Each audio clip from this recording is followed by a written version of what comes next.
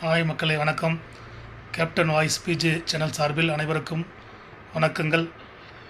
இந்த captain voice PJ media தொடங்கி 8 மாத காலங்களில் 20,000 சந்தாதாரர்களை கடந்து உங்கள் பேராதருடன் சென்று கொண்டிருக்கிறது.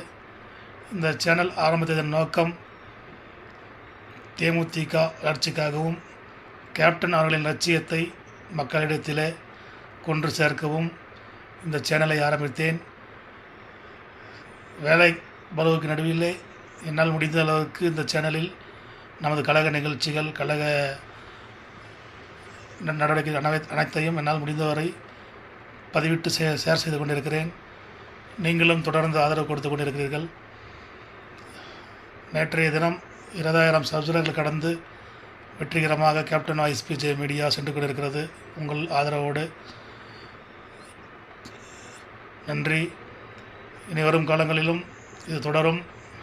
தேர்தல் நேரத்தில் என்னால் முடிந்த அளவிற்கு பிரச்சார கூட்டங்களில் சென்று கலந்து கொண்டு அன்னையார் விஜயபிரபாகரன் அவர்களின் பிரச்சாரத்தை எடுத்து ஒளிபரப்பு செய்வேன்.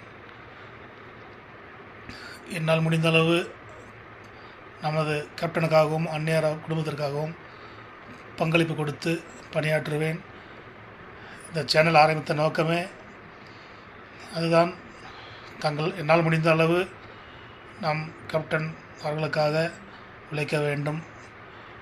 கட்சியில் இணைந்து உழைக்க முடியவில்லை என்றாலும் மீடியாவின் மூலமாக உழைக்க வேண்டும் என்ற ஒரு உன்னத நோக்கத்தோடு இந்த சேனலை ஆரம்பித்தேன். தொடர்ந்து என்னை ஃபாலோ செய்யும் சந்தாதாரர்களுக்கு மீண்டும் ஒருவரை நன்றி கூறிக்கொண்டு, இந்த தேர்தலிலே அணியினர் பரப்பும் அவதர்களுக்கும் பதிலடி கொடுக்கப்படும். வழித்தெரிச்சலில் அவர்கள் வாய்க்கு வந்தபடி பேசிக்கொண்டிருக்கிறார்கள். இவ்வளவு நாள் அவர்கள் கூட நாம் கூட்டணியில் இருந்தோம்.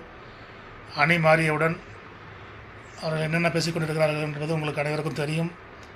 அதையெல்லாம் ஒருபுறம் ஒதுக்கி வைத்துவிட்டு நம்முடைய தேமுதிக நிர்வாகிகளும் தொண்டர்களும் தொடர்ந்து தேர்தல் பணிகளிலே கவனம் செலுத்தி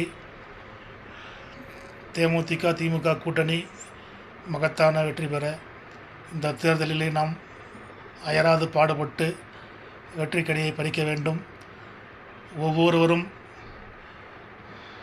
நமது சொந்த விருப்புகளை மறந்து, நமது சுய விருப்பங்களை மறந்து கேப்டன் லட்சியத்தை அடைய நம்ம அன்னையார் அவர்கள் என்ன முடிவெடுத்திருக்கிறாரோ அந்த முடிவுக்கு கட்டுப்பட்டு இந்த